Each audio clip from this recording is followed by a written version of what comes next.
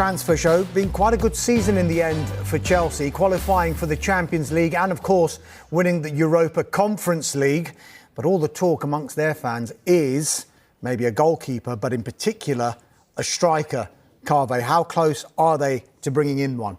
Very close. I think it's almost done. Liam Delap from Ipswich. They've triggered the £30 million release clause. There's total agreement, all parties, club to club, with the player as well. All that needs to happen is for Delap to pass his medical. I think he may be having his medical today or tomorrow, so we expect it to be announced very soon. And we were told at the end of last week that it would be done pretty much as soon as the window opened. The window opened today. So Chelsea have got Liam Delap.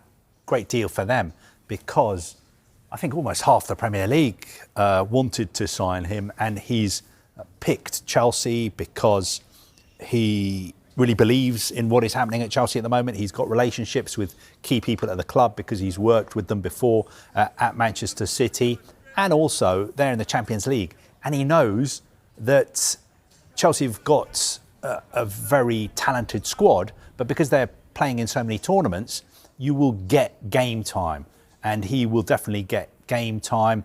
And it's the one thing Chelsea fans have really been crying out for. They want an out-and-out striker, someone who's physical, someone who runs his heart out, somebody who gives everything for the team, someone who is also a lethal finisher.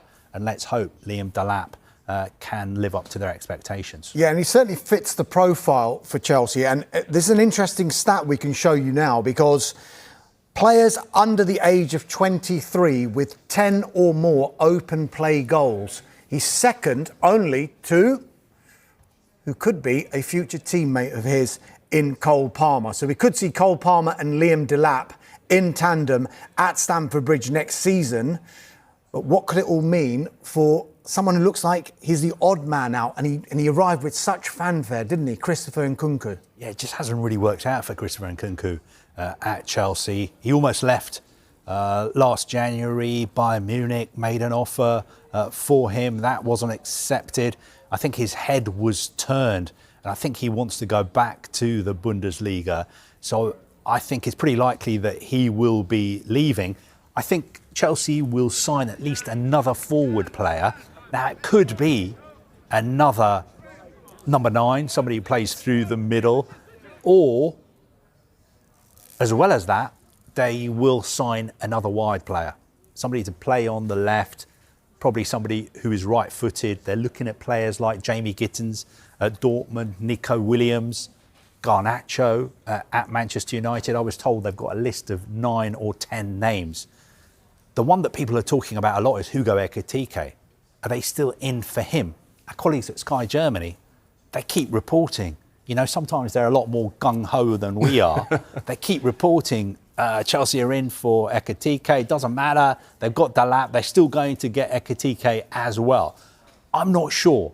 I was kind of told that they are having a serious look at Ekitike, but can Ekitike play in other positions apart from just through the middle? And I think some of our stats people have had a look at his stats and his data, and I think predominantly he plays through the middle. I think a couple of times in his career he's played out wide. So I don't know whether Chelsea are looking at him and thinking he can play on the wide left, but we can use him through the middle as well, or if they're just thinking, no, we don't need another out-and-out striker, let's just focus on the wide player. Carver, you were talking about recruiting a player for Chelsea who could play on the left with a good right foot. Someone called Jadon Sancho, who they could buy, couldn't they? Yeah. I like the way you did that. No, I mean, Jadon Sancho, he had a really good end to the season. I think he started the final league game, that crucial game at Forest. He played in the conference final as well, scored. But it's a really, really complicated situation. I don't want to bore our viewers, but basically Chelsea took him on loan from Manchester United for the season. They've got an obligation to buy him for £25 million. They can get out of that obligation by giving United £5 million and sending him back to United. They would like him to stay, but for him to stay, he needs to sign a new contract. So they have to agree a new contract, and they won't be able to pay him what he's getting paid at the moment, because he's on big money at United. United are paying half of it. Chelsea are paying half of it as well. So does he need to take a pay cut if he wants to stay at Chelsea? Or can his advisors come to some kind of agreement with Manchester United, so Manchester United pay off the rest of his contract, which would compensate for him having to take a pay cut? I think it's a very complicated situation.